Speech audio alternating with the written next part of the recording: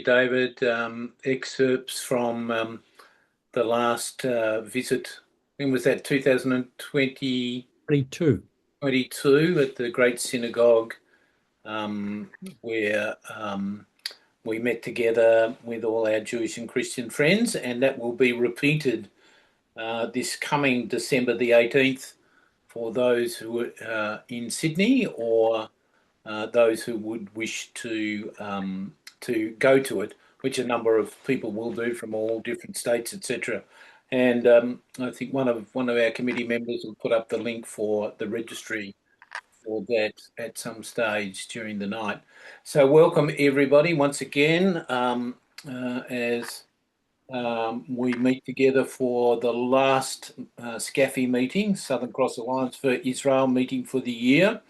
We will recommence probably the fourth week of January, and tonight we thought rather than have one special guest or two special guests, we would hear from a number of our committee members who represent different ministries, different organisations, and have travelled to Israel with different groups and get their impressions over the last month, 2 months, etc., of what is happening there, the people, and where they went to, and all of that. So this is a very homegrown group of people tonight. Nobody in particular special. Just while I think of it, we saw a little bit of excerpts of our friend Amir Mamon at the Hanukkah event in 2022, and this coming Sydney event on January the 18th will be probably the last event that Amir Mamon and his wife will be officially as ambassador, and then they're heading back to Israel in January. Now, new ambassador will be arriving sometime in December, and we hope to have him as our special guest in January. I'll tell you more about that as we go. But from the north to the south and our New Zealand friends, welcome once again to our SCAFI meeting of Christians and Jewish people who come together.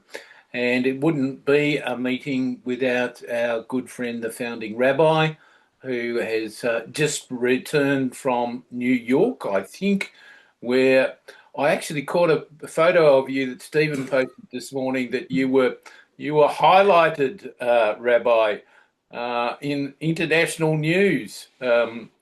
So you might tell us more about that. But welcome, Rabbi, and please welcome everybody else. Yeah, thank you so much, John. It's been a while, but it's good to be back, and welcome to everybody. It's a bit of a travel monologue today. Most people will share their journeys to the Holy Land, so I've just returned from the United States, in New York in particular. So let me reflect on our annual rabbinic conference, which is called the Kinnis. So certainly I go there to visit my children and many grandchildren, but on this occasion I was fortunate to attend a rabbinic conference called the Kinnis, which in Hebrew means a gathering and a get-together. It's usually held at this time of the year and coincides with the biblical reading of Chayei. It's an intense 4-day period of study, of learning and schmoozing, and there are two great highlights. Is the dinner, which really is now probably one of the world's largest dinners, with this year about nearly 6,500 people, and also our iconic group photo. But just to share with you this idea of gathering, Chabad emissaries began in the early 80s. It was at that time that the Rebbe, the late Rabbi Schneerson, urged his newly married followers to begin to spread out in the United States and Canada initially, and to set up established synagogues and places of worship to bring Jews back, really in the aftermath of the Holocaust. Subsequently, his emissary spread around the whole world, and there's an iconic saying: if one, no matter where one travels around the world, one will find two things: Coca-Cola and Chabad rabbis. So it was on October the 30th, 1983, that he asked for this first conference of his emissaries of the United States and Canada takes place. 65 emissaries attended. A few years later, encouraged that it should be an international conference to bring all the emissaries together from around the world. This year's Kinnis gathering was nothing short of historic. Actually 6,500 emissaries were there with their guests from 111 countries. I do believe it's probably one of the world's largest conferences. Look, just to briefly touch base on what we do there. Today, the rabbinic engagement is a lot like medicine. It's becoming very specific and if the adage is, if you go to a doctor, you either get a script or you get for medicine, or a script to go to a professional. So in a sense, the rabbinate has also divided itself up. And today you've got pulpit rabbis, you've got rabbis that have started their own Chabad houses and synagogues, you've got rabbis who serve in prisons, hospital, military chaplains. Rabbis dedicated themselves to youth and educators, teachers, and of course fundraisers. And each one of these rabbis have a specific focus and stream and objective. And our conference really branches out into so many of these disciplines to give encouragement and guidance. We get together on two occasions. One is the dinner and one is our photo.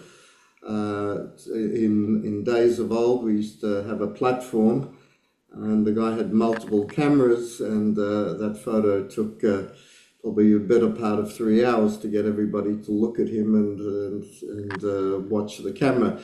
Having said that, it still takes quite a few hours, but it's made a lot easier because it's made with multiple drones. And the rabbis are all on tiers of bleachers, if you will. I know many of you are familiar with Richard Attenborough's documentary on the Antarctica, where you see thousands and thousands of penguins splendid in black and white on the ice. Certainly when I participate in the rabbinic conference and standing in that photo in particular, with all my colleagues in black suits, white shirts, beards and hats and glasses, I definitely empathize how those penguins must feel on the Antarctic. But for those of us who know what's quite remarkable, even though there are thousands upon thousands of penguins, each chick is able to recognize their own parents. Truth be told, I cannot tell you how many rabbis embraced me at the conference, telling me of their joys and their problems. And after a few minutes deep into the conversation, we look into each other's eyes, and the guy asked me, aren't you Greenberg from Alaska, Steinman from Israel? And I said, no, I'm Rabbi Reisenberg from Melbourne. We then embraced again. He said, it's wonderful to meet you.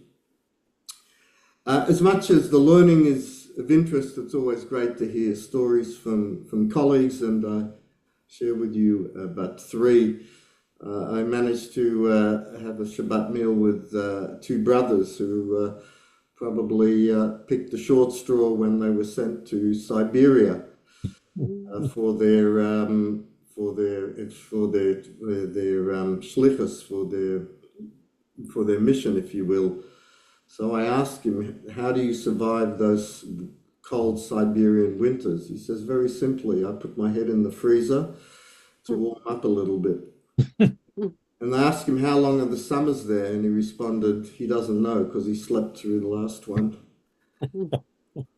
On the bus, I met a colleague, Samuel Weinstein. He's on the University of Pittsburgh, and As you probably know, the campus rabbis today got incredible challenges with anti-Semitism. That's there, and again, that is another unique branch of the rabbinate. But he actually pointed out a fascinating challenge of his work, that he put so much time into students, 3 years, 4 years in America, and students literally travel around the whole state, the whole country, to select universities that they, that suit their life skills. And at the end of that time, they return home, and he's developed friendships, put in time and put in effort, and actually lost contact with them. And he says it's a challenge, but then he tells me a couple of months back he was taken back when a young lady came over to him after being on the university campus for 4 years studying. She'd completed her studies, and she came over him to say goodbye. And in her goodbyes, she said to the rabbi that because of her difficult childhood, she had made a pact never to get married and never to have children. However, after being embraced by the rabbi and his wife and seeing their wonderful home and their beautiful children, she told him, I've now made a decision to get married, and I too want to have children. And finally, I met an old friend who I was in rabbinical school. He's now the principal of a Chabad day school, of all places, in Las Vegas. And they've got nearly 500 children there in this small desert city. And I asked him, how do you achieve that result? And he answered very simply, we accept all students, no matter where they come from. And I can tell you that many of our children have single mothers who are showgirls on the strip.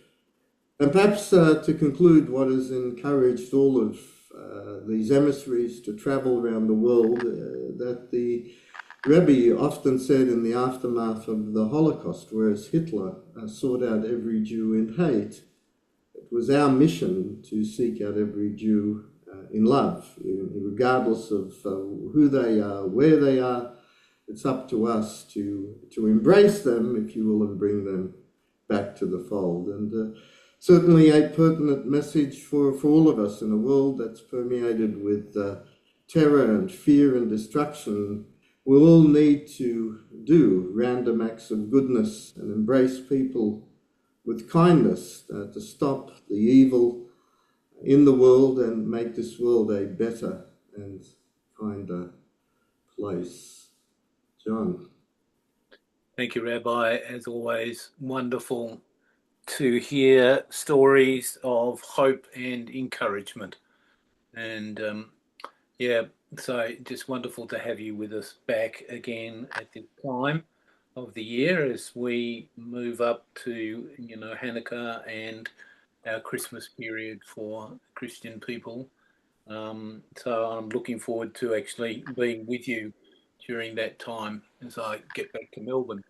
Um, Now, tonight, as I said, we decided that we'd have a number of our hard-working committee members share their recent experiences of travelling to Israel, what they saw, what happened, the feel of the people that they met, and it's always fascinating, to hear the first-hand reports, not the ones that are on the media or the posts or the podcasts or whatever. And so it's with great pleasure that I first introduce Pam Coulpit, who is the leader of Christian Friends of Israel Committee in Australia. And most of you would have met Sandra Barrett at some stage, and it's just wonderful that she had the opportunity to go to Israel with a group of friends and to travel, and she had some amazing experiences. So over to you, Pam. Let's share what you went through. I know. Thank you so much, John. And thank you, Rabbi.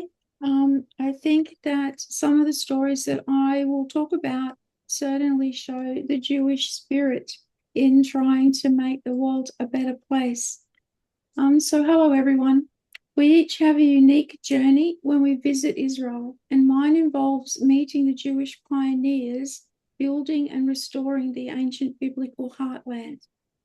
David has a little video for me with some slides. So while I was there in this past September, the CFOIC staff invited me to visit several settlements, and I started in Gush Etzion in the Judean hills. And after meeting the wonderful people, I watched a video about the battle on the 13th of May 48. It's really my heartfelt comment that I'm aware of the inner strength it takes to be a Jewish descendant in the 20th century and today. The children who were sent to Jerusalem that fateful day when their parents were slaughtered returned to build up Gush Etzion after the Six-Day War, and it's a remarkable place to be welcomed to.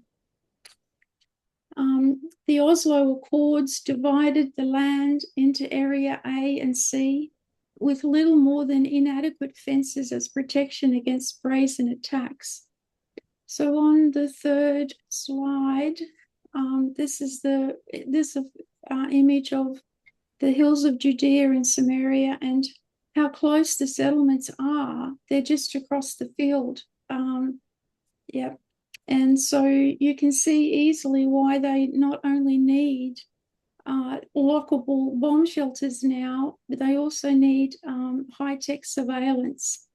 So, so I was able to, David, if you could just hold the slides per slide.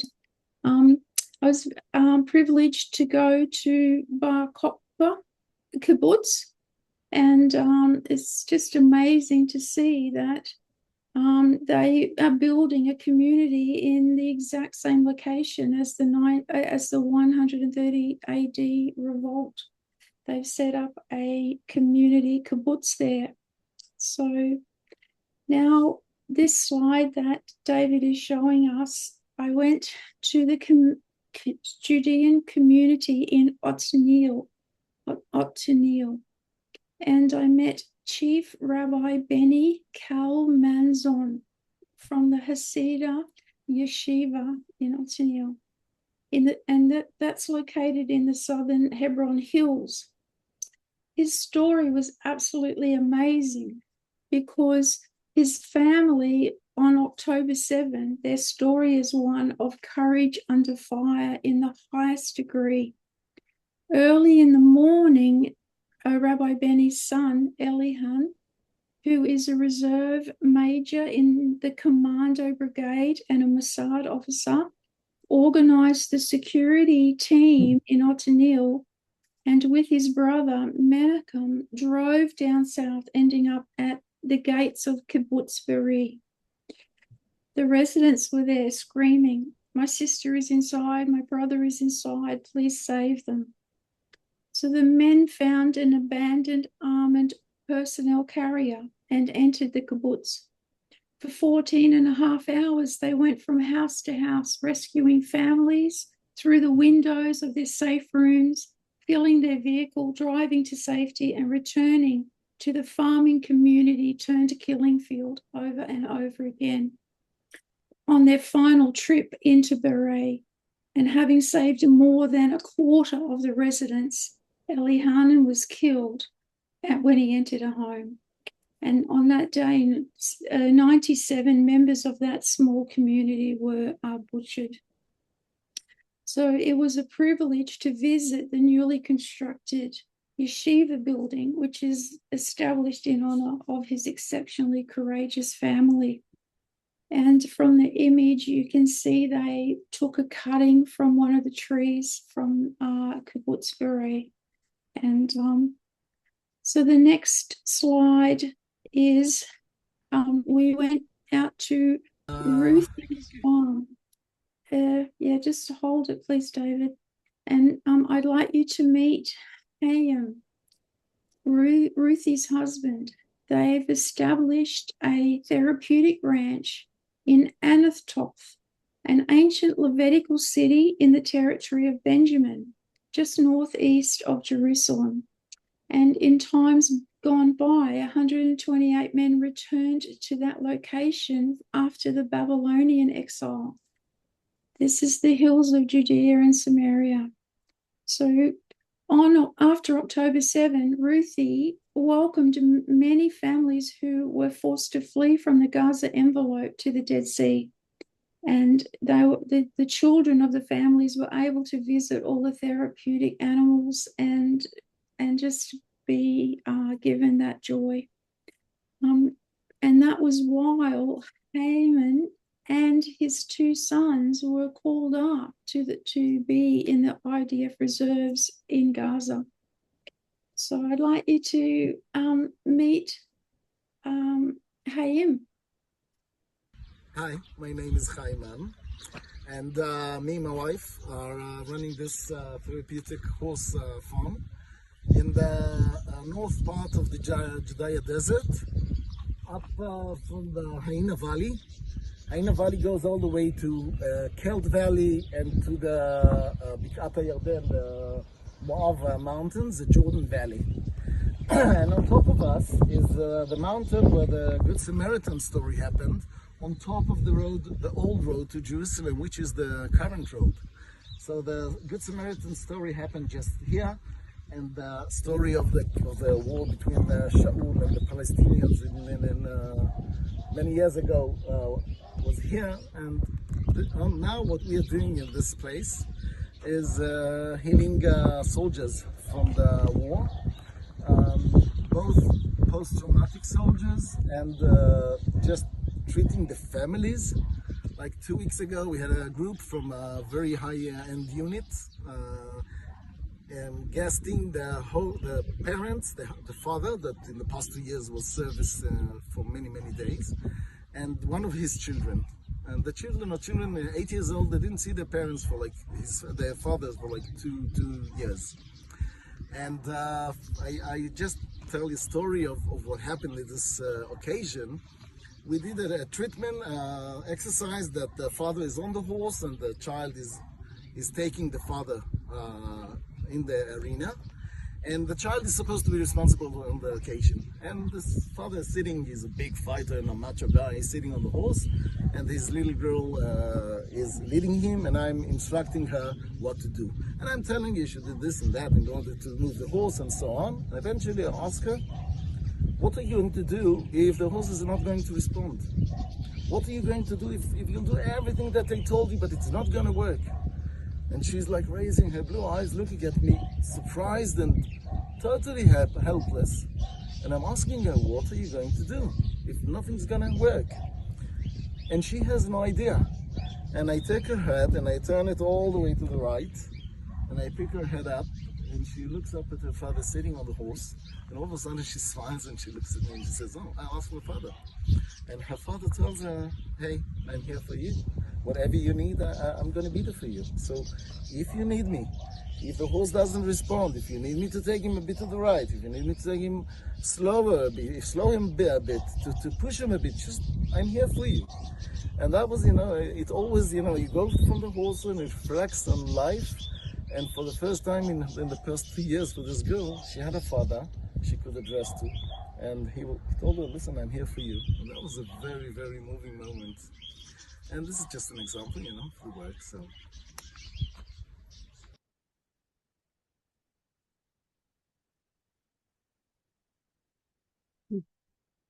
You're muted, Pam.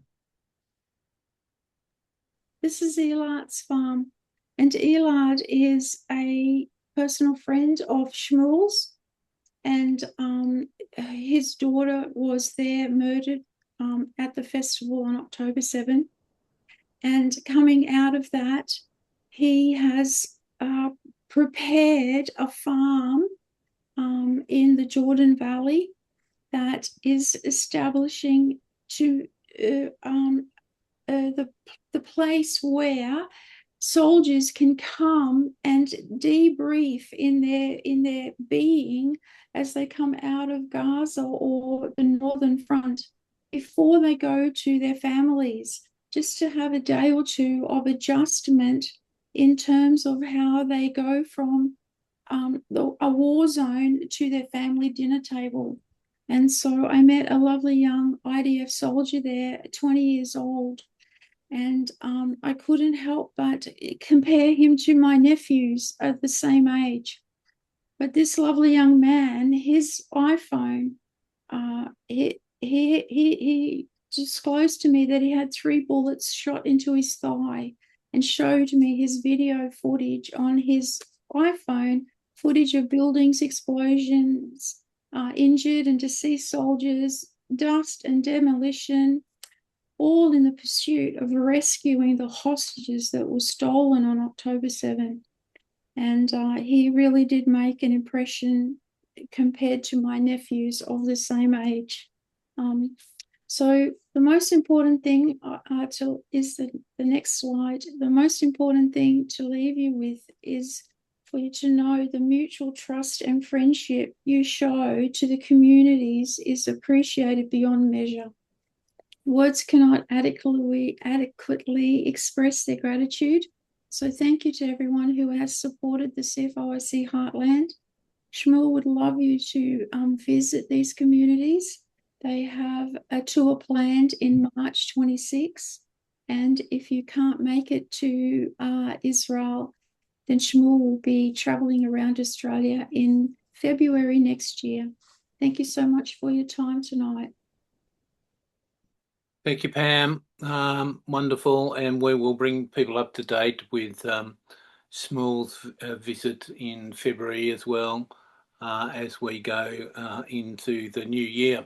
But thank you very much. A good little insight into different areas, and Berry Kibbutz is very fond to me because I know one of the founders of that kibbutz as well, and his family, which we've had on before. As everybody's important, and one of our guests tonight is Barbara and Norman Miller, who head up the Indigenous Friends of Israel in Australia, and they have recently taken a group across and met at the Indigenous Embassy in Israel. So over to you two, please share a little bit. Yes, thank you so much, John, and thank you, Rabbi, and also David, who helped with our trip, and look, it was. Can you hear me? Okay. All good. Yeah. Look, it was an awesome time to be there because Norman and I both felt that we needed to go to Israel to show that there are people who care, and Indigenous people who care, Christians who care, just Australians who care. And so one of the things that the Lord put on Norman's heart was to have a giant boomerang, which he'll share. I'll just speak quickly about it. But the idea was to present it to the government of Israel because of the hostility of the Australian government and present an apology. And so Norman was able to give it to Deputy Foreign Minister Sharon Haskell, and also a declaration framed of support from Indigenous people in the Pacific Rim, which we have been gathering signatures for. So Ezekiel 22:30 tells us that Hashem looked for someone to stand in the gap and found none. And so we felt to stand in the gap for our nation, and on that, and say sorry, and on that particular boomerang, it had Amos 9:11 to 15 on one side, because the restoration of the tabernacle of David also means the restoration of the government of Israel, of the nation of Israel, of the land of Israel to the Jewish people and the Jewish people to the land. And it's one of our foundation scriptures. Our local congregation is called Tabernacle of David. And on the other side was Psalm 122, and I'll let Norman explain more about that. But, you know, it actually tells us, as you know, in Genesis 12:3, that those nations who blessed Israel will be blessed and those who curse Israel will be cursed. We wanted to be part of helping to lift that curse off our nation. We wanted to say to Israel, we care. And we were able to go to an army base and have time with the soldiers there. One of them was a young man called Jonathan who got really attached to Norman and I. And I said to him, look, Hashem showed me a long time ago when I was in Israel that just as Jonathan was an armor bearer to King David, Australia is like an armor bearer spiritually to Israel, even though we have not been following that calling in the current government, but we have done in many years past in our nation. And we were able to go to some of the places of October 7. We went down Route 232. We went to Kfar Azar and to Beery and to the Nova Festival. And it was very heartrending to see the shelters along the side of the road where young people had run and hidden and been killed, and their photographs and messages were on the wall inside some of these roadside shelters, and it was a very heartrending experience. We went also to Beery Forest because when our son passed away, and it'll be 2 years ago in January, and we thank you, Rabbi Rosenberg, because he just blessed us so much, ringing us from New York at that time with condolences. But Trudy in Sydney planted a tree for him and for Norman and I, and we found that it was at the Beery Forest, planted after October 7. So we don't have the exact tree, but we went and prayed there for him and for all of those who just tragically lost their lives. We know that Israel is experiencing a lot of trauma at the moment. A lot of people are on getting counselling and on medication, and our heart goes out to them because it really is an existential threat to the nation, has been since 1948 continuously, and we really understand why Jewish people say Israel High, because it's so important. Over to Pastor Norman. Quickly. Thank you, John. Thank you, David and Carol Jack, for your love, support. Rabbi, thank you very, very much for you sharing time in each one. As Barbara mentioned, one of the things that the Lord laid upon my heart was to deliver that 2-meter boomerang to the government of Israel, to say that we stand with you, that you are not alone. And even though the nation of Israel, when they look at Australia and they think, well, differently at times, because the way that our government has standing on the wrong side of history, it was a blessing to be able to deliver that to the foreign minister, Sharon Haskell, and that in itself just was a door opening. It was very, very special also with the declaration, as Barbara mentioned, that the Pacific nations, the Pacific Rim, that stand very strong with Israel. And we wanted to, give them that sure foundation where we're coming from there as well. So it was important for us to deliver, for myself to deliver that boomerang. And as Barbara mentioned, it was in 2013 or 1st of October when the Prime Minister Benjamin Netanyahu had delivered a speech at the UN, and he quoted from the biblical prophet of Amos, and he talked about not only the new wine dripping from the mountains, but that Hashem would bring his covenant children back to the land, never again to be uprooted from the land that he has given them.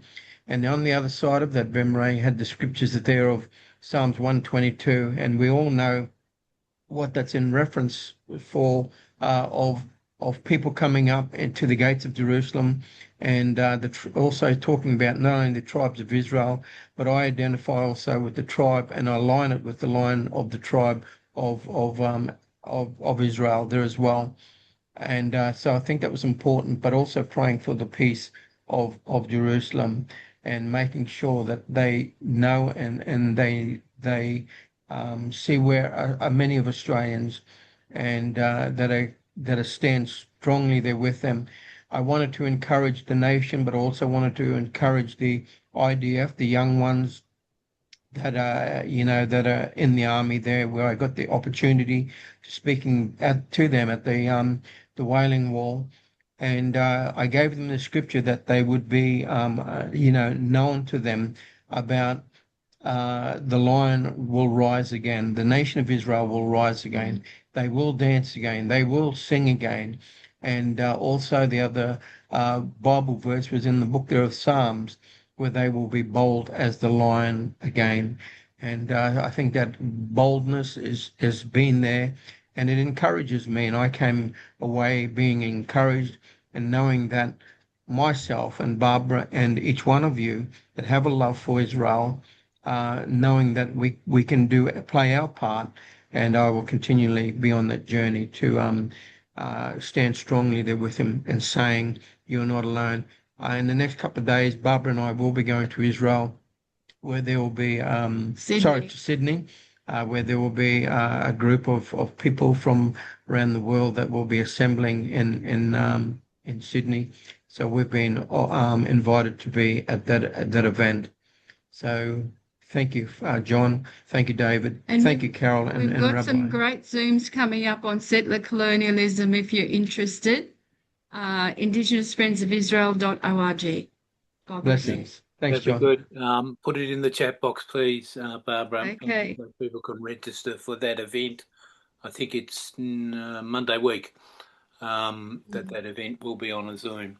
So thank you two, for all the amazing work that you do. The Indigenous Embassy that is coming together, Cherie Trotter, all those people that you've come into relationship with, and they're all good friends of ours. Yes, it was great meeting First Nations people from around the world at the embassy.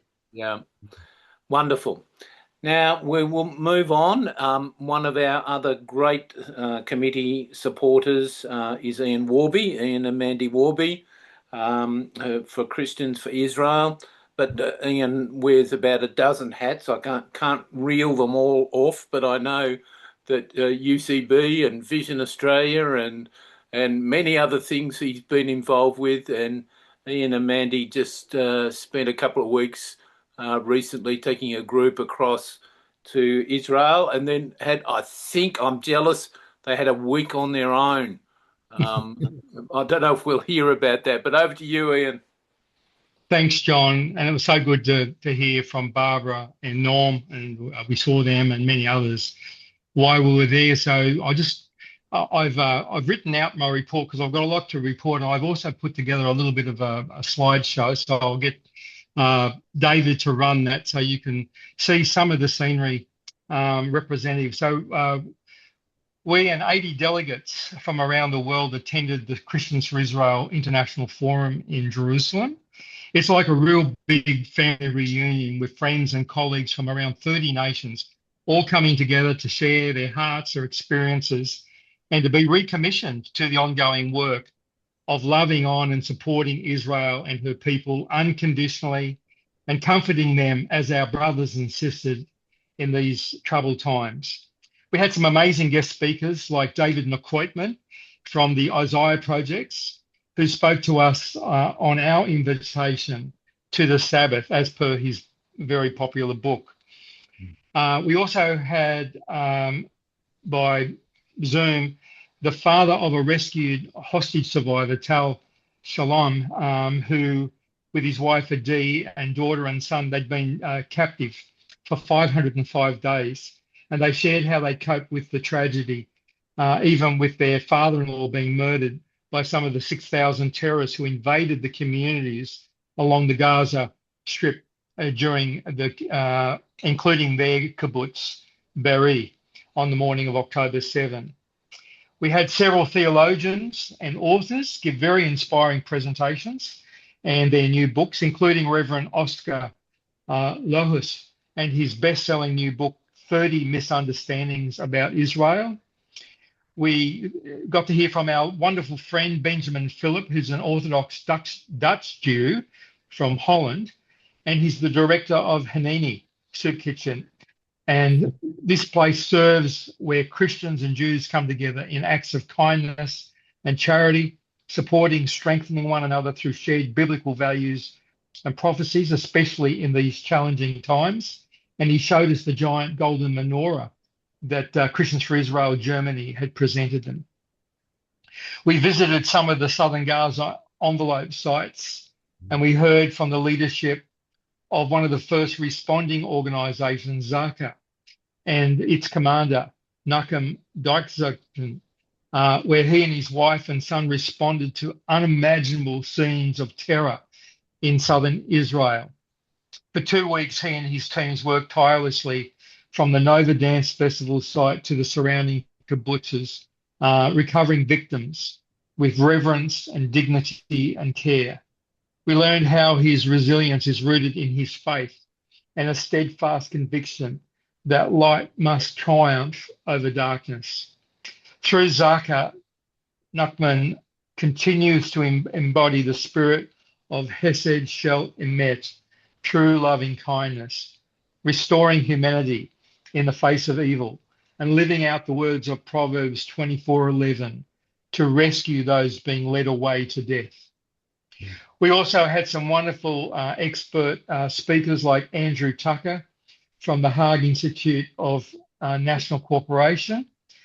He brought us up to date with the latest developments on lawfare against Israel at The Hague, and his launch of a new masterclass course, which is online, which he's initiated to empower both professionals and lay people in defending Israel's legitimacy against the lies and the slander and the mainstream and social media propaganda.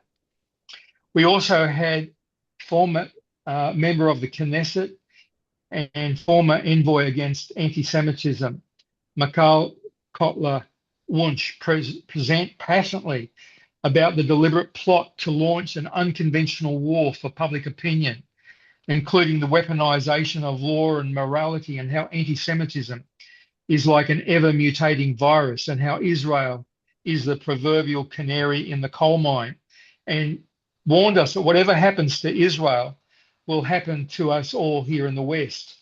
And she left us with the 3 R's: remember our history and truth, reclaim true definitions of words like genocide and apartheid because they've been hijacked, and renew our covenant of shared humanity and moral clarity. Never again is a prospective commitment to action and should not just be a retrospective slogan. And she concluded that courage is contagious, and we must refuse to be silent and reject and call out anti-Semitism wherever we see it.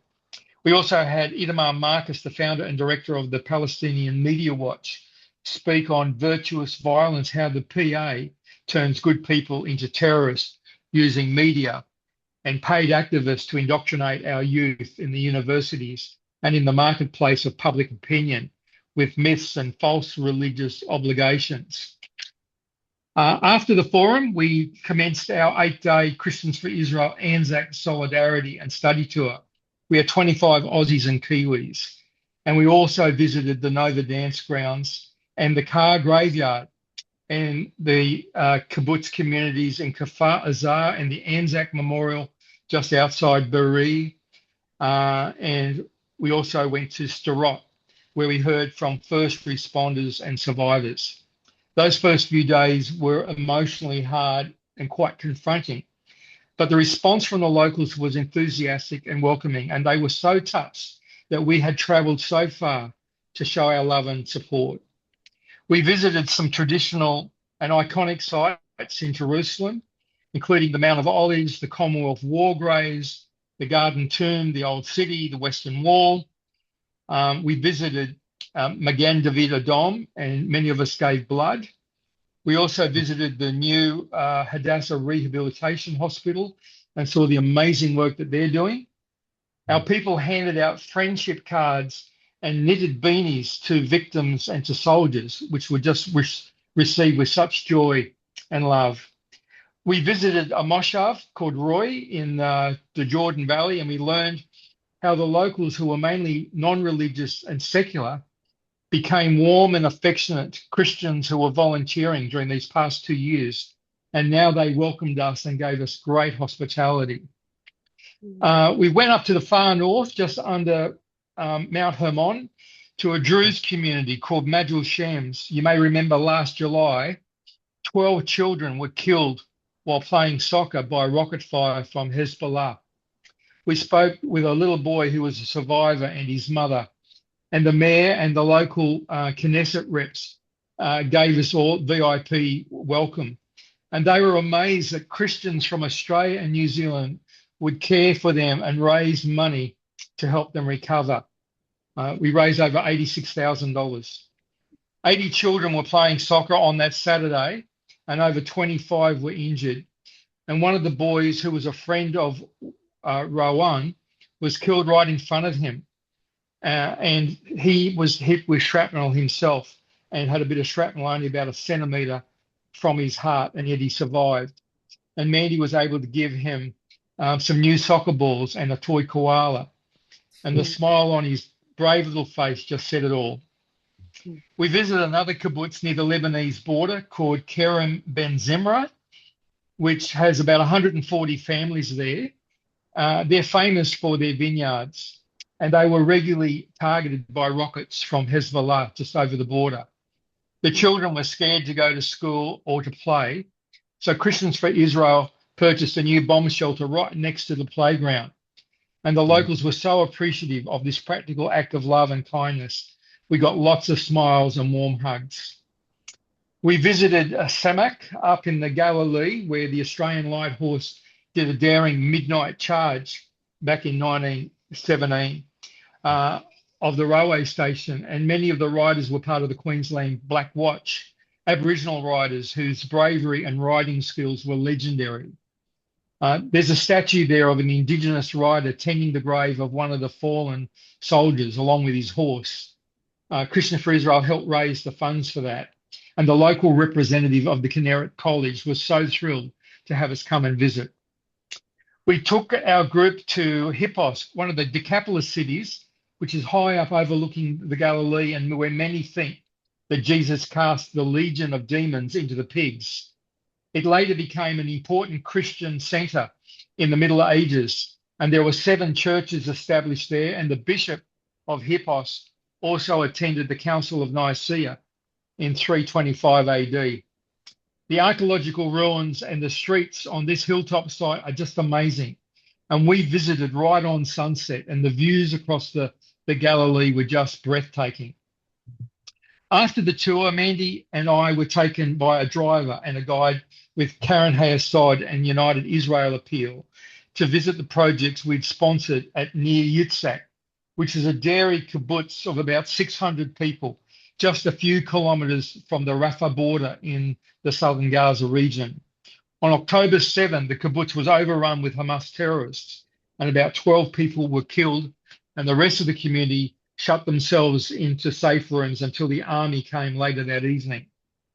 When everyone was evacuated, the 300 cows had to be milked by the soldiers to avoid them getting mastitis and being destroyed.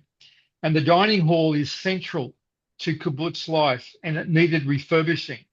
We'd visited the place there last April, and so we featured the project in our newspaper, and amazingly, we raised $215,000 to have it fully refurbished. Mandy and I saw the completed work and was given a walking tour of the kibbutz, including a petting zoo for the children. The dining hall will feed the families that are now returning and the surrounding farm workers, and it provides income for the community. We then visited the community of Ofakim, which is also attacked by terrorists, and about 40 locals were killed there. We visited the Youth Futures Project to see the new playground with fully covered in shade cloth so the kids can play in the hot sun. And we learned about the resilience program, which helps support the children recover from the trauma that they experienced. And we met the counselors and the mentors, and we met some of the children, and we got to play with them, and we heard their stories. It was such an inspiration to see how these children have braved the recent times, and they now have a hope and a future. We raised $25,000 for that project. And also we got to meet Rachel, the famous cookie lady, who had a home invasion on October 7. About 5 terrorists broke into her home, but she saved herself and her husband by tending their wounds and feeding them cookies that she had for Simchat Torah. She showed us photos on her iPhone of the bloody horror and the aftermath that she endured, and the fallen brave police officer who eventually subdued the terrorists. Sadly, her husband recently passed away, but she still had a big smile and a warm hug and invited Mandy and I to come back and visit her. Our final days, as John said, were spent exploring Jerusalem and Jaffa and Tel Aviv by the sea. We also visited our sister Joy Halen in the old city of David, and she's doing very well and is involved with the local prayer team there. We can't wait to return next year in March. We've already got 80 people booked. That's 2 buses going on the Vision Tour to Israel and Greece. So thank you for allowing me to share some of those highlights. Thank you. Thank you, Ian. Yeah, just thank you. You guys do an amazing job of supporting Israel, of communicating, Vision Radio, and all the things that you're involved with. We just want to say a very big thank you, and you're great supporters. During those photos, I saw a few old friends, David Newcatrim, who is a great friend, and anybody who hasn't got his book on Shabbat and why we should celebrate as Christians Shabbat, please let me know. And I saw Anne Elion from Magid David Adom there, and a few other friends and photos as you went through that. It was just a wonderful trip. So yeah, I'm a bit jealous, so I wasn't with you. Moving on, I was going to show you tonight a little video that Hugh Kitson put together with a Professor Michael Kadar. It's a video that is explaining why a 2-state solution can never work amongst the Arab nations and the tribes that are in Gaza and Judea, Samaria, and gives alternatives as to what a workable solution is and could be. I'm not going to do that because we've got our very good friends with us at the. So what I will do is I'll post that link in the follow-up to tonight's recording, so that you can all go through it and have a look at it. And I just want to say thank you, Hugh Kitson, who I see is on with us tonight for that interview. And it's gaining a lot of now press that this 2-state solution that is being proposed by the Americans and others, etc., can never work, because the Ghazian tribes, etc., can never work with each other. So I will post that when we send out the recording tonight or tomorrow, once Stephen has got back to us, and we'll give you the link to that to have a look at it. But it's very worthwhile, and hopefully early next year we might be able to have Professor Michael Kadar as a special guest with us. And we'll work upon that with Hugh. One of our also great committee members and the head of ICEJ in Australia is Sarah Way. And Sarah has been just marvellous in a number of different ways of where we have worked together as members of the Christian and Jewish community to put together events, to raise monies, to work with each other. And Sarah is with us tonight.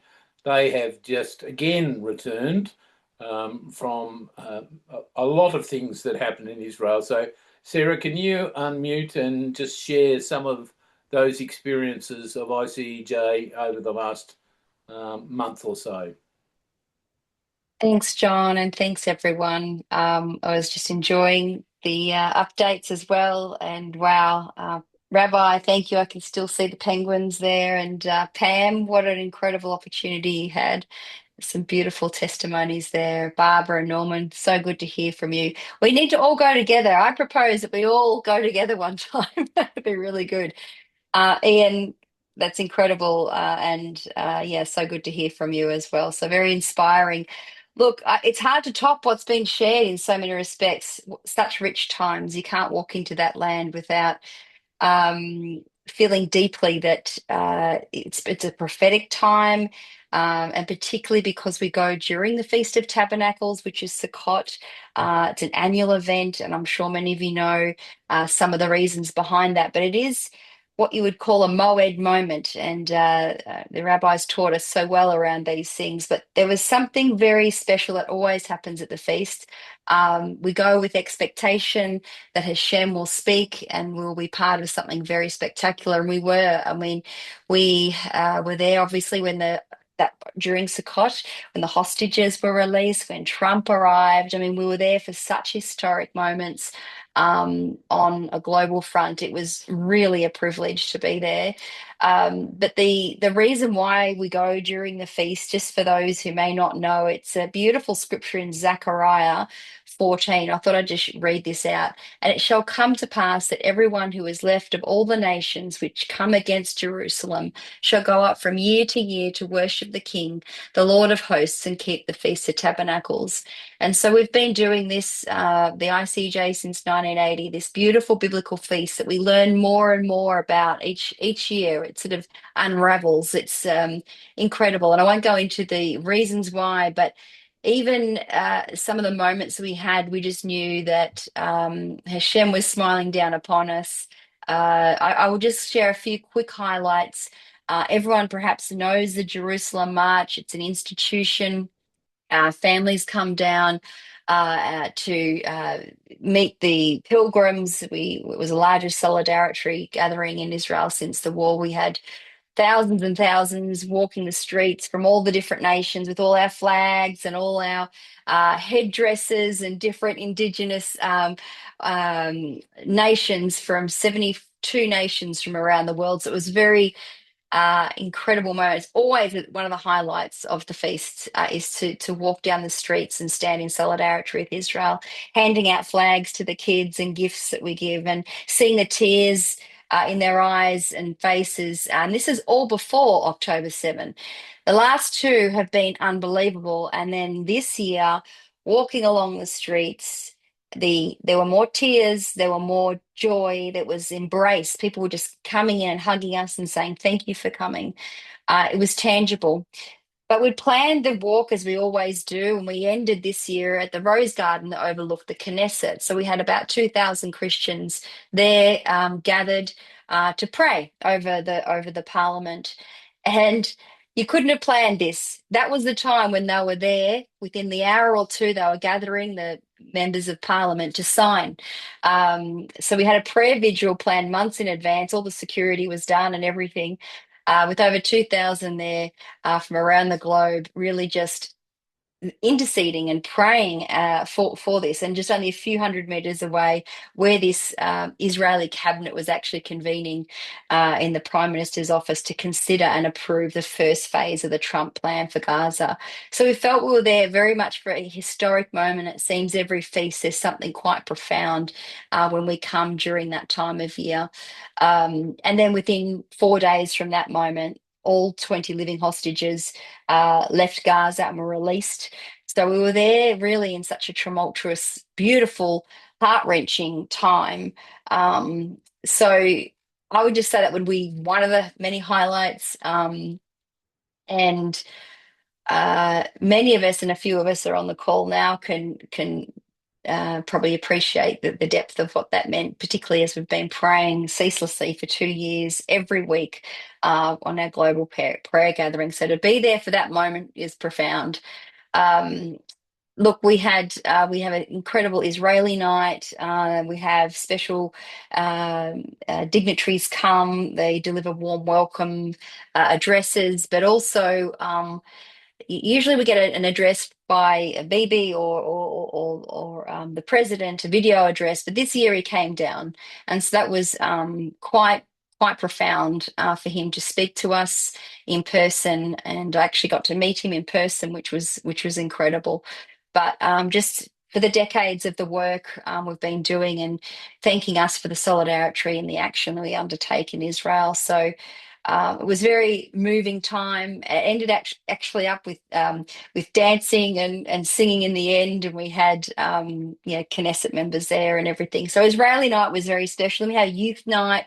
That's always a real highlight. It's a big part of the advocacy work for what we do, is to hear from young leaders who are doing great things in advocacy around the world, particularly in the digital space. Many of us know it's the main war front Israel is facing, is the lies and deceit in the digital space. So that was really inspiring on so many fronts. I think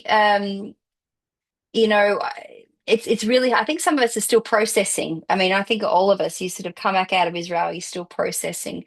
Our team was kindly met with our ambassador for a debrief, and he said the most important thing is after the trip, it's the debrief. And so we always do a beautiful debrief time with the team. We had 23 Aussies, we had a bunch of young Aussies there, and some are first timers.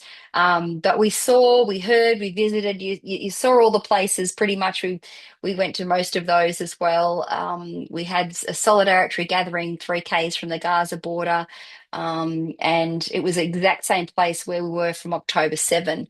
So for many of us, that was the third time back since being there on October 7.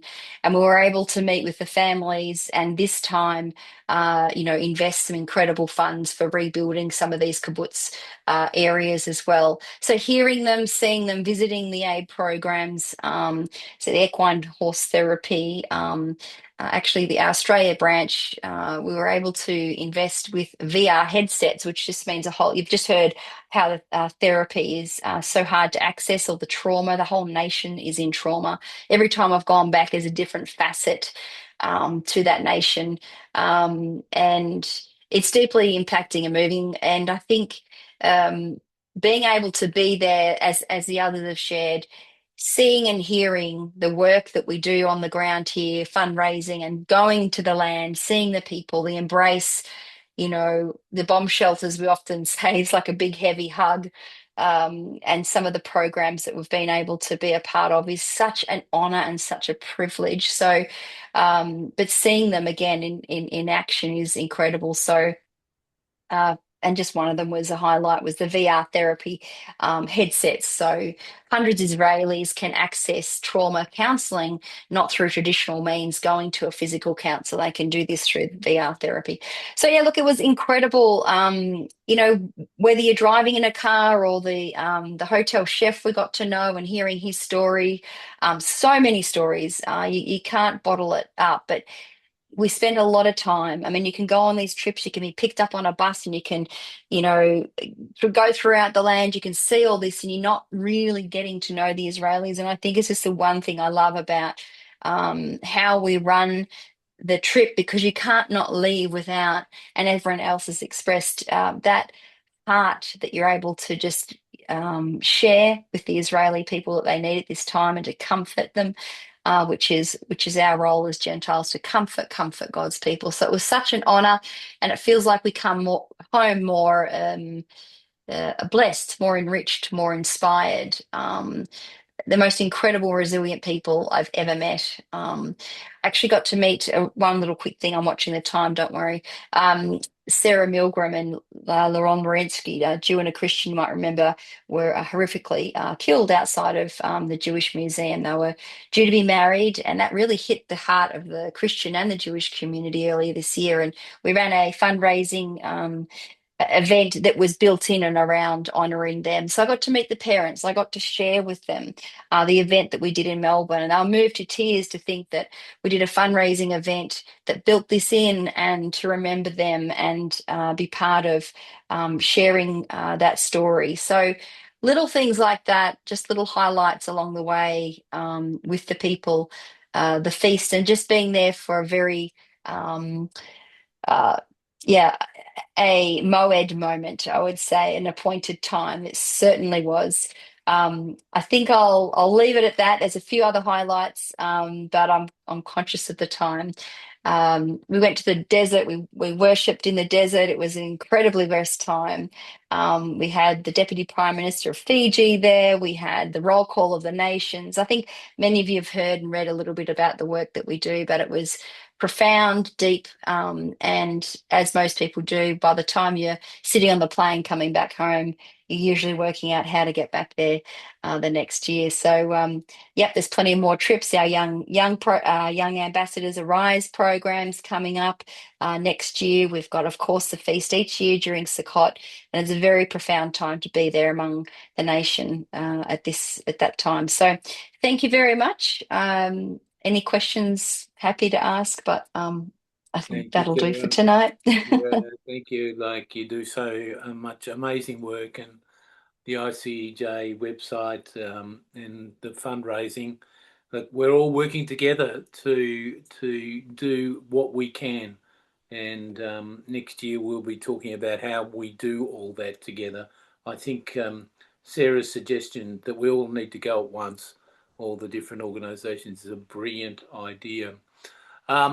Bearing in mind time, our last guest is another committee member, Matt Tivers from far North Queensland, and the head of Bridges for Peace. He has also led with his wife a group over to Israel. Matt, 5 minutes, and then we'll pass to the rabbi. Okay, well, thank you very much. It's great to hear everybody else's experience in Israel. We were over there at a similar time, only been back for 3 weeks. The main purpose of us being in Israel, obviously, was our annual senior leaders get together, where the national directors from all our nations come together for a intensive get together for planning, discussing the past and the present and the future. But the first thing I want to say is the impression landing and hitting the ground when we arrived, having been there 12 months ago, at the same time of the year, basically 12 months ago, and just comparing the difference. There was an incredible difference in the atmosphere on the ground, much more relaxed. Well, I shouldn't say relaxed, but much more joy, hope, and anticipation in the air, in the atmosphere, compared to 12 months ago. Obviously, with the hostage, the deal, and the proposed peace, and all those things that were going on this year at this time. But once again, the resilience of the Israeli people and the Jewish people is just phenomenal, going about life basically as if nothing's happening, nothing's going on, as if there isn't there's no negativity, there's no war, there's no nothing going on. And it was just great to see more people starting to get around, going to some of the restaurants and different things as we did together to eat was phenomenal.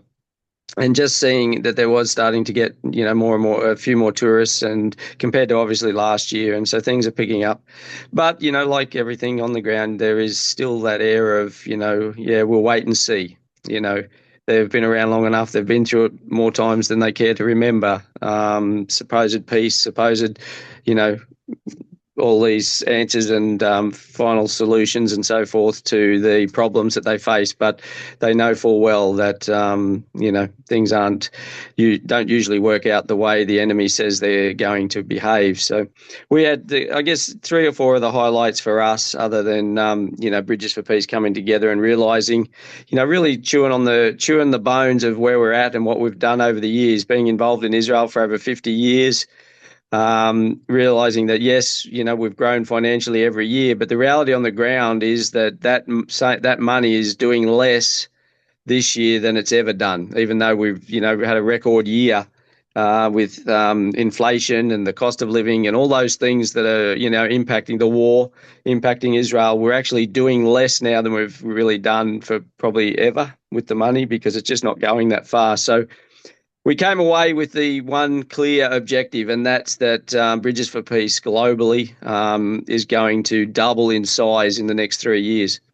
So that's that's not pie in the sky. It's not a vain, stab in the dark. We strategized as to how we're going to do that, and we came away very excited about the prospect of doing that. So next year we're going to work very hard and at every nation and every level to see that come to pass and that goal achieved within the next 3 years. Which is significant, and that will get us in front of the game again, rather than catching up every year. So we work very closely with Zaka, and so we got a tour of their complex. We got to hear from the team there and share some of their experience of the Nova Festival, the war, and what's going on, and just gives you an incredible appreciation of how Israelis, how Jews value life, I guess, is the best way to describe it. And, sharing how they go in into the very most messy, gruesome scenarios, and their job is to put things together to get the pieces, the blood, and every trace of that person that has been, killed in particular, or, wounded, but mainly often killed, and get every single piece of the puzzle of that person's life back to the family. And it was just awe-inspiring and really obviously heart-wrenching, but challenging, but just a real blessing to hear and see the value in life. So we spent that. We've been raising a lot of money and helping Zaka for the best part of the last year or so, and supplying them with equipment and so forth.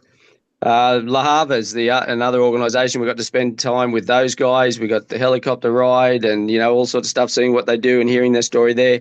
They're the elite of the first responders that get to do the rescues, and there's several arms of their operation, but, using helicopters and vehicles and so forth, and getting people off the sides of cliffs or stuck in ravines and all those sorts of things. And just hearing their story and hearing some of the experiences and the missions and the things that they've been doing over the last 2 years in particular was just inspiring, so inspiring.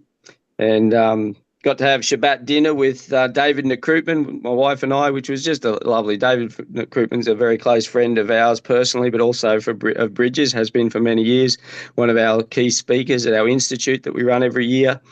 And just an absolute honour to spend time with him and his family, and especially around a Shabbat meal, which was just a real blessing. And so we currently, and just updating, we've since coming back, we've had more inquiries to volunteer through Bridges in the last 6 months than we've had probably in the previous 3 years. So I think that tells you a bit of the climate of where people are at and what's going on, and the urgency of the hour, and the pressing upon people's hearts to get involved and do something, not just spiritually but physically as well, which is fantastic. We currently have 2 young Aussies volunteering on a 11-month volunteer program in Israel, part of our Zealous project program that we run every year, which is 10 young people, normally 5 young ladies and 5 young men come from all around the world. Australia has the privilege of having 2 there this year. We had 2 last year as well. So, it's just an honour, and seeing how they've fit in, how they've just, the experience of being on the ground in the land was just an honour. We took them out for dinner and caught up with them. So Zoe and Ben from Western Australia. Zoe's from down near Sydney. She actually lives where I was born, a little place called Dural. So that was quite profound. But they're doing an amazing job representing Bridges for Peace Australia there. So Yeah, look, obviously time's up, so I will finish with that. But yeah, just all in all, I will finish one more thing. Trish and I got the privilege of doing an interview, a TV interview with Revelation TV on the Middle East report with Simon Barrett on our way home. So that was just phenomenal. Really loved it. So yeah, if you want to check out the Middle East report, you'll see our beautiful faces on there. My wife did an amazing job. I was just the support act, so that was good. So thank you, everybody. God bless. Wonderful. Thank you, Matt. And thank you to all the guys and girls. Tonight you have seen a few of our committee members that represent major ministries into Israel. So it's a real pleasure that you've all been there. I'm sort of sitting back here in southern Tasmania saying, I want to go as well. But we'll get there next year. So we've got many plans for next year. I'm going to finish with the Rabbi. Are you there, Rabbi? Yep. Just to say a final thank you to everybody for the year. Yeah, look, it's just been an incredible evening, hasn't it, John? Hearing from our committee colleagues, from Ian, from Matt, from Pam, from Sarah, Barbara and Norman up north, your personal stories of going to Israel. I feel the love. What can I say? I feel the love. So I thank you, and certainly Sarah's idea of us doing a United Australian tour together definitely has a lot of merit. So thank you so much, and we look forward to joining together on Hanukkah, the Festival of Light there in the Great Synagogue in Sydney. So Thank you, God Rabbi. bless. Yeah, and so you will get the. I see Stephen has finally joined us, but he had an family emergency he had to go to, so he will be sending out the copy of the recording, the invitation to Hanukkah in Sydney, and the Professor Michael Kadar link for you to have a look at, which is wonderful. So please unmute, say Happy Christmas, Happy Hanukkah. Blessings to all of you. Shalom, shalom. Blessings. Shalom, shalom. Shalom, Shalom. shalom. Hello, everybody. Bless you. See you later. Great to see you. Great to share. Great to be part of it. So God Bless bless, you all. and Blessings. shalom to all. Shalom, shalom. Shalom. Blessings. See you next year. Shavua Tov. Blessings all. Hag Next- Sameach. Next year in Jerusalem. Hag Next Sameach. year in Jerusalem. Yeah, yeah. Bless you. Blessing Israel. Amen. Amen. Oh, Hillary. Yeah. Oh, thank you, David. That was great. Thanks, David. You did a great job. Thank you, Norman and Barbara. Adu Ladonai Kitov. Amen.